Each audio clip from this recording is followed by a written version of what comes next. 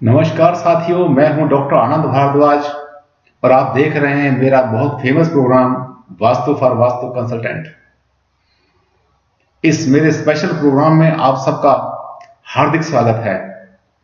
मैं इस कार्यक्रम में कुछ वो पॉइंट्स लेता हूं जो कि वास्तु कंसल्टेंट्स आमतौर पर अवॉइड कर जाते हैं या छोड़ देते हैं। लेकिन होता क्या है कि वो ऐसे पॉइंट्स जिनके बारे में लोग जिक्र नहीं करते, वही पॉइंट सबके सब बेसिक होते हैं, वही सबके सब जो है मूल पॉइंट होते हैं जिसके ऊपर ध्यान देना बहुत जरूरी होता है। टॉयलेट कहाँ बने, किचन कहाँ बने, सीढ़ियां कहाँ बने, बेडरूम कहाँ बने, बेड कहाँ पर पड़े, आपके किचन में चूल्हा कहाँ पर रखा जाए, कहाँ पर आपका भूरी किया जाए, इसकी बातें तो आपने बहुत सुनी होगी। इंटरनेट खोल के बैठ जाओ, आपको खूब इसके बारे में डिटेल मिल जाएंगी। लेकिन कुछ चीजें ऐसी भी होती हैं साथियों जिसके बारे में वास्तु कंसल्टेंट्स बहुत कम जिक्र करते हैं। मैं इस प्रोग्राम में ऐसे ही टॉपिक्स लेता हूं।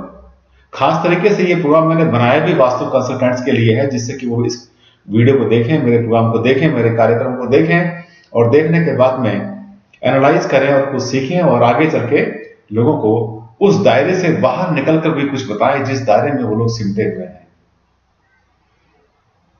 आज मैं एक बहुत नए विषय पर आपसे बात करने वाला हूं साथियों।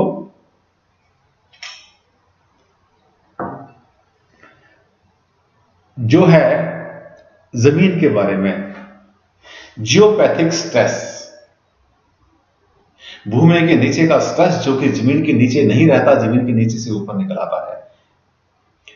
ये जो वर्ड है बहुत टेक्निकल वर्ड है और एक बहुत बड़ा जार्गन भी है, जिसको कि आजकल के जो नए नए वास्तु कंसल्टेंट्स हैं बहुत ज्यादा यूज कर रहे हैं। वो समझते हैं कि इस वर्ड को यूज करने से वो एक बड़े कंसल्टेंट बन जाते हैं, जबकि सच्चाई यह है कि उस जियोपैथिक स्ट्रेस का 99.9% वास्तु कंसल्टेंट्स को भी नहीं पता।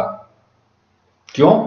क्योंकि वो जो है इसके लिए सिर्फ एक आइडिया लगाते हैं कि ऐसा हो सकता है।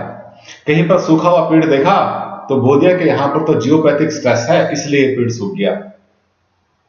कहीं पर कोई मकान की दीवार में कोई दरार आ गई, एकदम बोल दिया कि यहां पर तो जियोपैथिक स्ट्रेस है। कहीं पर उन्होंने दीमक देखी, कहीं चींटियां देखी, किसी घर में चूहे भागते देखे तो उन्होंने कहा यहां पर तो जियोपैथिक स्ट्रेस है। साथियों, ये जियोपैथिक स्ट्रेस के कारण नहीं होते।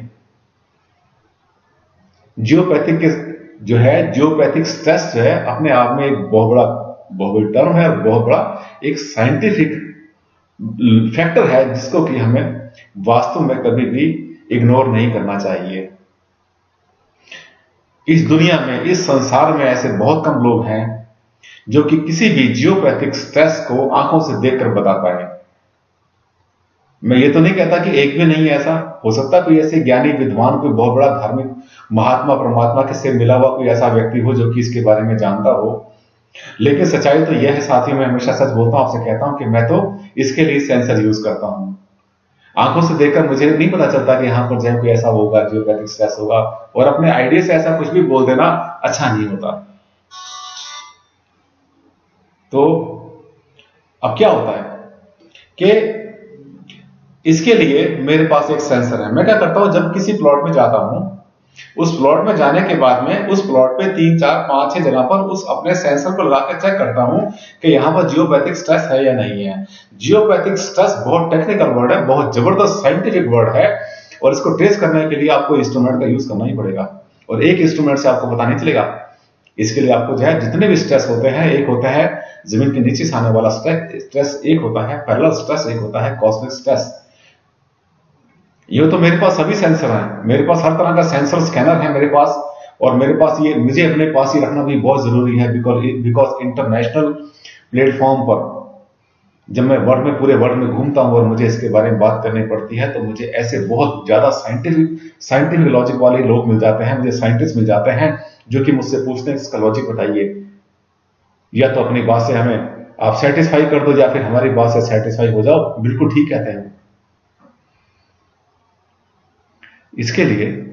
इसीलिए मैं क्या करता हूं कि मैं अपने सेंसर्स यूज करता हूं। सबसे पहले 6 सेंस तो हमारी भी काम करती है। कुछ ना कुछ आइडिया लग जाता है हमें कि यहाँ पर कोई स्ट्रेस है या नहीं है, बट किस जगह पर है, कितना है, उसकी इंटेंसिटी क्या है, उसका कॉज क्या है। जियोपैथिक स्ट्रेस के कॉज कई होते हैं। एक तो होती है टेलरिक वेव, जिसको बोलते हैं हम लोग, अर्थ के नीचे जो वेव चलती हैं, जैसे हार्टमैन लाइन होते हैं। हार्टमैन लाइन एक बहुत बड़ा एक नेगेटिव फैक्टर होता है जो कि अर्थ के नीचे ट्रेवल करता है, और हर अर्थ के नीचे है। ऐसी दुनिया में कोई जगह नहीं है जहां पर कि हार्टमैन लाइन ना हो, लेकिन किस्मत से और बदकिस्मती से किसी किसी के भवन के बिल्कुल नीचे से निकल जाती हैं वो, और बहुत मोटी, उनकी थिकनेस बहुत ज्यादा होती है, उनका डिस्टेंस भी आपस में कम होता है, वो एक तरह से ऐसा नेटवर्क बना देती हैं कि जिससे कि वहां पर प्रॉब्लम क्रिएट होती है। और ये जो जियोपैथिक स्ट्रेस की जो लाइनें होती हैं, जिसको हमने अभी आपको बताया कि Hartmann line, HARTMANN lines. Ernest Hartmann एक साइंटिस्ट हुआ है, जर्मन साइंटिस्ट हुआ है साथियों, उसने बहुत पहले इस लाइन के बारे में जिक्र किया था। उसकी वैल्यू आज पता चल रही है, उस आदमी ने, उस साइंटिस्ट ने कितनी बड़ी बात बोल दी थी। क्यों ऐसा होता है कि कोई बिल्डिंग कोई शुरू तो करता है, लेकिन शुरू करने के बाद बनते बनते रुक जाती है, पिलर खड़े करे, उसकी नींव डाली, उसका जो है बेस बनाया, और उसके बाद में फिर आगे बिल्डिंग बन ही नहीं पाई। ऐसा क्यों हुआ? यह जियोपैथिक स्ट्रेस के कारण हो सकता है, या बहुत बार तो ऐसा भी होता है कि जियोपैथिक स्ट्रेस जहां पर होता है वहां किसी ने बिल्डिंग शुरू तो करी, लेकिन वो उसका उद्घाटन, उसका जो है मुहूर्त करने के बाद में, उसकी जो है नींव का उद्घाटन करने के बाद में फिर वो प्लॉट ऐसा ही रह गया, पड़ा रह गया। 10-20 साल कोई घटना घट गई, ऐसी बड़ा कारण बन गया जिसके कारण कि वहां पर वो कंप्लीट ही नहीं हो पाया। ये चीज जियोपैथिक स्ट्रेस के कारण होती है। जियोपैथिक स्ट्रेस से और भी बहुत कुछ होता है, जैसे बाय चांस किसी समय पर किसी ने कोई बिल्डिंग कंप्लीट तो कर ली, पर फिनिशिंग कर नहीं पाया, वो हो ही नहीं रही है, फिनिशिंग हो ही नहीं रही है, वहां पर कोई ना कोई कारण ऐसा बन जाता है जिससे कि वो फिनिशिंग कर ही नहीं पाते हैं लोग। ये भी जियोपैथिक स्ट्रेस से होता है। लेकिन ये जो जियोपैथिक स्ट्रेस जिसमें कि आप फिनिशिंग नहीं कर पा रहे हैं, मकान तो बन गया लेकिन फिनिशिंग नहीं कर नहीं पा रहे हैं, आप उसमें एंटर नहीं कर पा रहे हैं, वहां पर जो जियोपैथिक स्ट्रेस है उसकी जो इंटेंसिटी है, उसकी इंटेंसिटी लो है। इसका मतलब वहां पर जो हार्टमैन लाइंस है वो काफी डेप्थ से निकली हुई है, बहुत गहराई से निकली हुई है, और उसके ऊपर जो है करी लाइंस के नेटवर्क ने उसको सप्रेस कर दिया है, इसको दबा दिया है। इसका मतलब वो जो हार्टमैन लाइंस है वो नुकसान तो करने की कोशिश कर रही है, लेकिन कर नहीं पा रही है पूरी तरह से। खंडहर बनते हुए मकान, बेकार पड़ी जगह, वीराना, सुनसान, सन्नाटा, जहां पर किसी का जाने को दिल भी ना करे, यहां पर स्ट्रेस होने के चांसेस पूरे होते हैं, जियोपैथिक स्ट्रेस होने के चांसेस होते हैं। यूं तो बहुत मुश्किल है ये कहना कि आप जो है कि अपने आप कैसे चेक करें। अपने आप तो कर नहीं पाएंगे, क्योंकि इसके जो सेंसर्स स्कैनर्स आते हैं बहुत महंगे आते हैं। महंगे के अलावा फिर इसके लिए एक्सपीरियंस भी चाहिए होता है। इसके जो सेंसर्स लोग यूज करते हैं, वास्तु कंसल्टेंट्स बहुत सारे, उनमें बहुतों को तो पता भी नहीं है कि इन सेंसर्स को कैसे यूज करते हैं, सेंसर्स की क्या इंडिकेशन होता है, क्योंकि वो तो इंडिकेशन देते हैं, उस पर लिखा हुआ नहीं आता कि यहाँ पर जियोपैथिक स्ट्रेस आ गया, यहाँ पर जो हार्टमैन लाइन आ गई है, इसको ऐसे कर लो, इसको ऐसे कर लो, कहीं लिखा नहीं आता। सेंसर की तो भाषा एक कहते हैं ना, गूंगे की भाषा है, मूक भाषा है उसकी, तो आपने समझना है तो समझ लो, नहीं आपको नहीं समझना तो नहीं समझ नहीं पाएंगे आप। कुछ लोग इतने ज्यादा पहुंचे हुए, इतने सेंसिटिव होते हैं, कुछ लेडीज होती हैं, कुछ बच्चे होते हैं, कुछ लोग ऐसे इतने सेंसिटिव होते हैं कि जो किसी जगह पर कदम रखते ही बता देते हैं कि ये जगह यहाँ अच्छी नहीं है, शुभ नहीं है, अशुभ है। उसके बहुत से कारण और भी हो सकते हैं, लेकिन जियोपैथिक स्ट्रेस इसका एक बहुत बड़ा कारण है। साथियों, अगर आप वास्तुशास्त्र में बिलीव करते हैं और आप एक मॉडर्न वास्तुशास्त्री को से अपनी एडवाइस लेना चाहते हैं, उसको बुलाना चाहते हैं, तो ये जरूर इंश्योर कर लें कि वो आपका जो है जो वास्तु कंसल्टेंट है, वो वास्तुशास्त्री है, वो क्वालिफाइड हो, वहम पैदा करने वाला ना हो, एक्यूरेट हो, साइंटिफिक हो, लॉजिकल भी साथ में हो, तभी तो बात बनेगी। क्योंकि आप तो उसको पैसा दे रहे हैं ना, अपने वहां पे आने का, बुलाने का पैसा दे रहे हैं आप उसको। और मैं भी जाता रहता हूँ, पूरे वर्ल्ड में घूमता रहता हूँ, बाहर जाता रहता हूँ, और वहां पे जाने के बाद में सब सच्चाई बताता हूं मैं। हो सकता है कि मेरी जो सच बोली हुई बात किसी को एक बार बहुत अच्छी ना लगती हो, मैंने कह दिया कि जगह तो आपकी अच्छी नहीं है, शो तो ठीक नहीं है, यहाँ पर तो मकान बना नहीं पाएंगे, 1 मिनट के लिए, फ्रैक्शन ऑफ सेकंड के लिए हो सकता है उस क्लाइंट को ये बात अच्छी ना लगे, उसने प्लानिंग की हुई कि मैं यहाँ मकान बनाऊंगा, लेकिन मैंने उसको सच्चाई बता दी, आगे चल के यहाँ पे संकट आने वाला है। तो बुद्धिमत्ता तो इसी में है साथियों कि वो जो है वहां पर कुछ भी ऐसा ना बनाए।